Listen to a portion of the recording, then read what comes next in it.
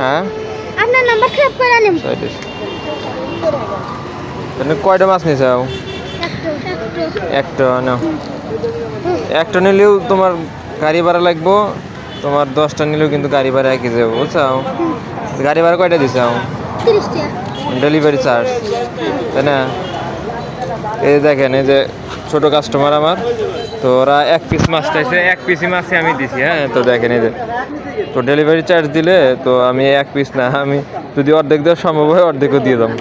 তো দেখেন, এটা হচ্ছে আমি আসছি এখন সালোয়া বিটাতে। হ্যাঁ, তো নাও, তোমার নাম কি? রিফাত, তুমি অর্ডার দিছো? ও আচ্ছা, ঠিক আছে। ও আচ্ছা, তুমি ওর ভাই। তোমার নাম কি? ইসমাইল। ইসমাইল, মাশাআল্লাহ, সুন্দর নাম। ঠিক আছে, যাওয়ার পরে মাছ লাগলে জানাইবা, ঠিক আছে? আচ্ছা, আমি ফোন দেবো আমার। আচ্ছা, ঠিক আছে, যাও তাহলে। আল্লাহ, ওয়ালাইকুম আসসালাম। 200 টাকা। ঠিক আছে, ঠিক আছে, যাও। হ্যাঁ,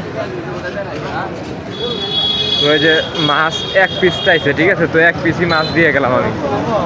তো এটা হচ্ছে সালোয়া বিটা বাজার। হ্যাঁ, এখানে আরও কয়েকজন আছে কাস্টমার আমার, তো ওনারা আমার থেকে মাছ নেয়, তো যাদের মাছ লাগবে জানাইতে পারেন।